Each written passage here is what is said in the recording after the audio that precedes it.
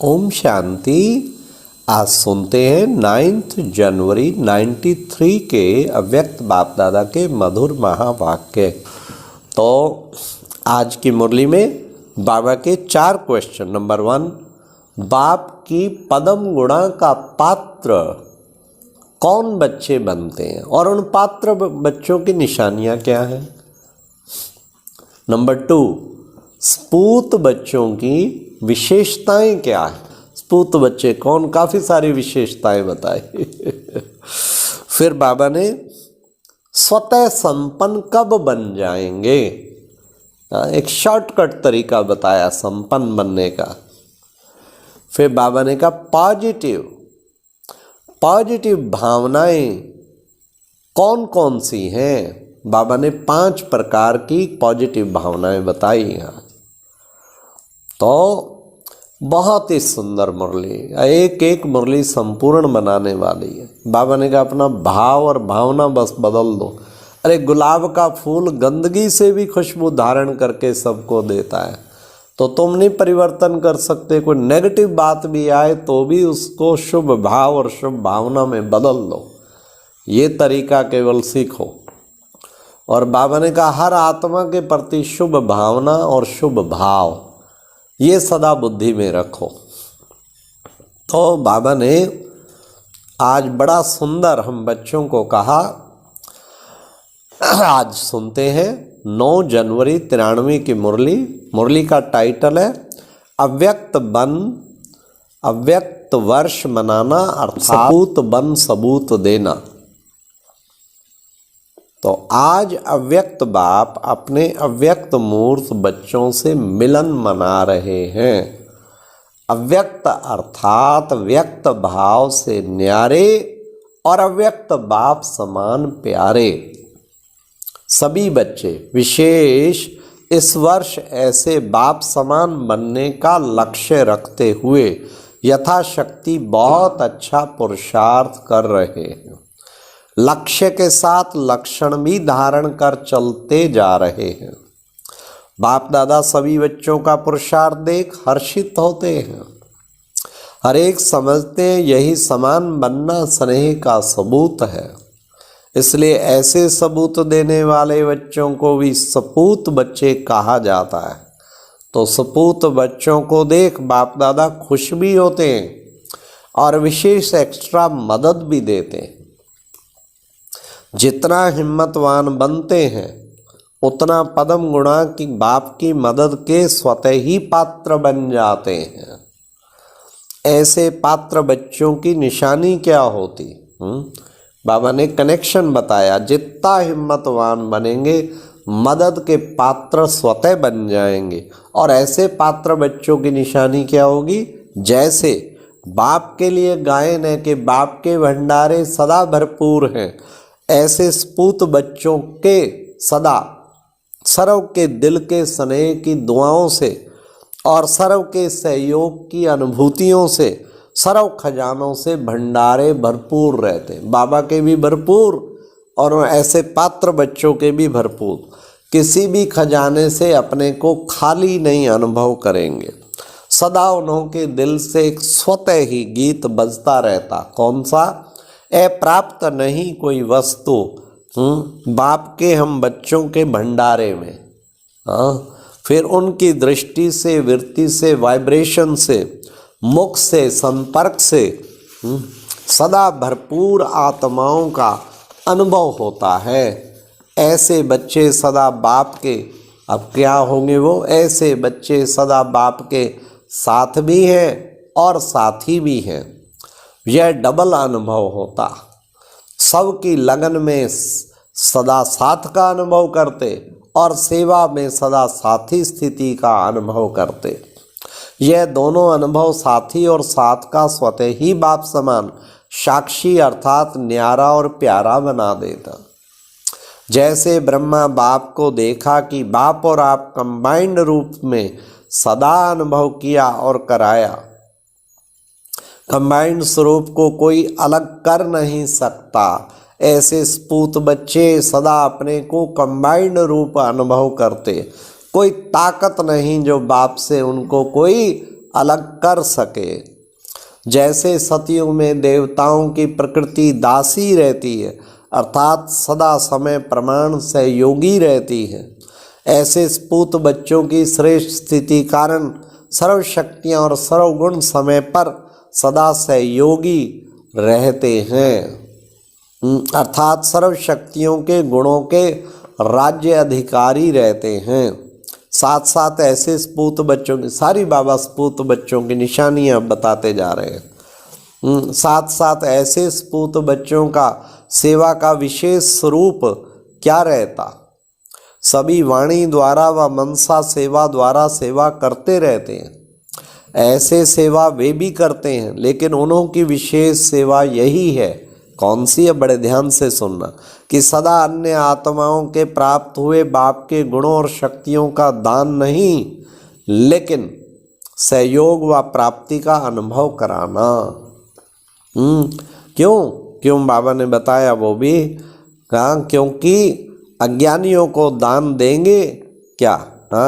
अज्ञानियों को दान देंगे और ब्राह्मण आत्माओं को सहयोग व प्राप्ति का अनुभव कराएंगे, क्योंकि सबसे बड़े से बड़ा दान गुणदान व शक्तियों का दान है। निर्बल को शक्तिशाली बनाना, यही श्रेष्ठ दान है, वह सहयोग है। तो ऐसा सहयोग देना आता है अभी लेने के लिए, या अभी भी लेने के लिए सोचते हो? अभी तक लेने वाले हो या दाता के बच्चे देने वाले बन गए हो? वह कभी लेते हो कभी देते हो, ऐसे तो नहीं है। देने लग जाओ, अब बड़े ध्यान से सुनना संपूर्ण बनने की विधि। देने लग जाओ तो लेना स्वतः ही संपन्न हो जाएगा, क्योंकि बाप ने सभी को सब कुछ दे दिया है, कुछ अपने पास रखा ही नहीं है, सब दे दिया है। सिर्फ लेने वालों को संभालना और कार्य में लगाना नहीं आता है। जो जितना देते जाएंगे उतना ही संपन्नता का अनुभव करते जाएंगे। ऐसे सपूत हो ना, सपूत की लाइन में हो कि सपूत बनने की लाइन में हो। जैसे लौकिक में भी माँ बाप बच्चों को अपने हाथों पर नचाते रहते, सदा खुश रखते, उमंग उत्साह में रखते, ऐसे सपूत बच्चे सदा सर्व को उमंग उत्साह में नचाते रहते, उड़ती कला में उड़ाते रहेंगे। सारी बाबा सपूत की निशानियां बताते जा रहे। तो यह वर्ष अव्यक्त वर्ष मना रहे हैं। अव्यक्त वर्ष अर्थात बाप के सपूत बन सबूत देने वाला बनना, ऐसे सबूत देना अर्थात मनाना। अव्यक्त का अर्थ ही है व्यक्त भाव और व्यक्त भावना से परे।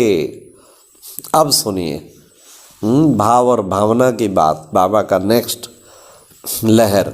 जीवन में उड़ती कला व गिरती कला का आधार दो बातें ही हैं। कौन सी? भावना और भाव। किसी भी कार्य प्रति या कार्य करने वाले व्यक्ति के प्रति भावना श्रेष्ठ है तो भावना का फल भी श्रेष्ठ स्वतः ही प्राप्त होता है। एक है अब सुनिए 5 प्रकार की भावना, श्रेष्ठ भावना। एक है सर्व के प्रति कल्याण की भावना, दूसरी है कोई कैसा भी हो लेकिन सदा स्नेह और सहयोग देने की भावना, और तीसरी है सदा हिम्मत और उल्लास बढ़ाने की भावना, और चौथी है कोई कैसा भी हो लेकिन सदा अपनेपन की भावना, और पांचवी है इन सब का फाउंडेशन आत्मिक स्वरूप की भावना। इनको कहा जाता है सद्भावनाएं व पॉजिटिव भावनाएं। तो अव्यक्त बनना अर्थात ये सर्व सद्भावनाएं रखना। अगर इन सद्भावनाओं के विपरीत हैं तभी व्यक्त भाव अपनी तरफ आकर्षित करता है। व्यक्त भाव का अर्थ ही इन 5 बातों के नेगेटिव अर्थात विपरीत स्थिति में रहना। इसके विपरीत को तो स्वयं ही जानते हो, वर्णन करने की आवश्यकता ही नहीं है। जब भावना विपरीत होती है तो अव्यक्त स्थिति में स्थित नहीं हो सकते। तो माया के आने के विशेष यही दरवाजे हैं। किसी भी विघ्न को चेक करो, उसका मूल, बाबा ने कहा उसका मूल क्या है? उसका मूल प्रीत की बजाय विपरीत भावनाएं ही होती हैं। भावना पहले संकल्प रूप में होती, फिर बोल में आती, फिर उसके बाद फिर कर्म में आती। जैसे भावना होगी वैसे व्यक्तियों के हर एक चलन या बोल को उसी भाव से देखेंगे, सुनेंगे व संबंध में आएंगे। भावना से भाव भी बदलता है। अगर किसी आत्मा के प्रति किसी भी समय ईर्ष्या की भावना है अर्थात अपनेपन की भावना नहीं है, तो उस व्यक्ति के हर चलन हर बोल से मिसअंडरस्टैंड का भाव अनुभव होगा। वह अच्छा भी करेगा लेकिन आपकी भावना अच्छी ना होने के कारण हर चलन और बोल से आपको बुरा भाव दिखाई देगा। तो भावना भाव को बदलने वाली है। तो चेक करो, हर आत्मा के प्रति शुभ भावना शुभ भाव रहता है। भाव को समझने में अंतर पड़ने से मिसअंडरस्टैंडिंग माया का दरवाजा बन जाती है। अव्यक्त स्थिति बनाने के लिए विशेष अपनी भावना और भाव को चेक करो तो सहज अव्यक्त स्थिति में विशेष अनुभव करते रहेंगे। कई बच्चे अशुद्ध भावना व अशुभ भाव से अलग भी रहते हैं, लेकिन एक है शुभ भाव और भावना और दूसरा है व्यर्थ भाव और भावना, तीसरा है साधारण भावना व भाव, क्योंकि ब्राह्मण अर्थात सेवा भाव। तो साधारण भावना व साधारण भाव नुकसान नहीं करता, लेकिन जो ब्राह्मण जीवन का कर्तव्य है शुभ भावना से सेवा भाव वह नहीं कर सकते। इसलिए ब्राह्मण जीवन में जो सेवा का फल जमा होने का विशेष वरदान है उनका अनुभव नहीं कर सकेंगे। तो साधारण भावना और भाग्य को भी श्रेष्ठ भावना श्रेष्ठ भाव में परिवर्तन करो। चेक करो तो चेंज करेंगे और अव्यक्त फरिश्ता बाप समान सहज बन जाएंगे। तो समझा अव्यक्त वर्ष कैसे मनाना है। शुभ भावना मनसा सेवा का बहुत श्रेष्ठ साधन है, सबसे श्रेष्ठ साधन। और श्रेष्ठ भाव संबंध संपर्क में सर्व के प्यारे बनने का सहज साधन है। जो सदा हरेक के प्रति श्रेष्ठ भाव धारण करता वही माला का समीप मणका बन सकता। कितने बाबा ने अच्छे तरीके बताए हैं माला का मणका बनने, क्योंकि माला संबंध संपर्क में समीप और श्रेष्ठता की निशानी है। को किसी भी भाव से बोले व चले, लेकिन आप सदा हरेक के प्रति शुभ भाव श्रेष्ठ भाव धारण करो। जो इसमें विजयी होते हैं वही माला में पिरोने के अधिकारी हैं। चाहे सेवा के क्षेत्र में भाषण नहीं कर सकते, प्लान नहीं बना सकते, लेकिन जो हरेक से संबंध संपर्क में शुभ भाव रखते हैं तो वैसे ये शुभ भाव सूक्ष्म सेवा भाव में जमा हो जाएगा। ऐसे शुभ भाव वाला सदा सभी को सुख देगा, सुख लेगा। तो यह भी सेवा है और यह सेवा भाव आगे नंबर लेने का अधिकारी बना देगा। इसलिए माला का मणका बन जाएंगे। समझा? कभी भी ऐसे नहीं सोचना कि हमको तो भाषण करने का चांस ही नहीं मिलता है, बड़ी बड़ी सेवा का चांस नहीं मिलता, लेकिन यह सेवा भाव का गोल्डन चांस लेने वाला चांसलर की लाइन में आ जाएगा, अर्थात विशेष आत्मा बन जाएगा। इसलिए इस वर्ष में विशेष ये शुभ भावना श्रेष्ठ भाव धारण करने का विशेष अटेंशन रखना। अशुभ भाव और अशुभ भावना को भी अपने शुभ भाव और शुभ भावना से परिवर्तन कर सकते हो।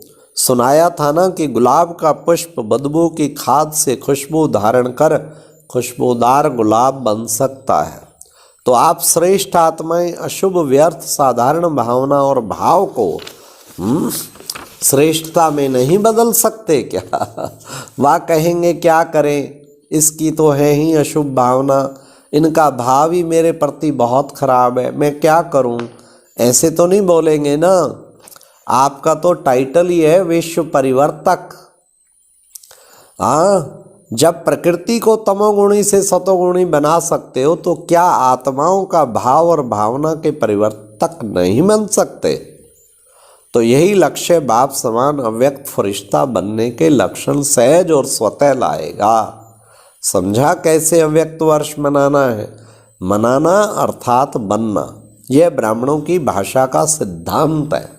बनना है ना, तो सिर्फ मनाना है तो ब्राह्मणों में वर्तमान समय इसी पुरुषार्थ की विशेष आवश्यकता है। और यही सेवा माला के मणकों को समीप लाए माला प्रसिद्ध करेगी। माला के मणके अलग अलग तैयार हो रहे हैं ना, लेकिन माला अर्थात दाने दाने की समीपता। तो यह दो बातें दाने के दाने से समीपता का साधन है। इसको ही कहा जाता है सपूत अर्थात सबूत देने वाले। अच्छा, चारों ओर के सर्व स्नेह का सबूत देने वाले सपूत बच्चों को सदा बाप समान फरिश्ता बनने के उमंग उत्साह में रहने वाली आत्माओं को, सदा सर्व प्रति श्रेष्ठ भावना और श्रेष्ठ भाव रखने वाली विजयी आत्माओं को, सदा हर आत्मा को श्रेष्ठ भावना से परिवर्तन करने वाले विश्व परिवर्तक आत्माओं को, सदा विजयी बन विजय माला में सभी पाने वाले विजयी रत्नों को बाप दादा का व्यक्त वर्ष की मुबारक के साथ साथ याद प्यार और नमस्ते। तो ये कितनी अच्छी मुरली है। आज अपने भाव और भावना को बस परिवर्तन कर लो।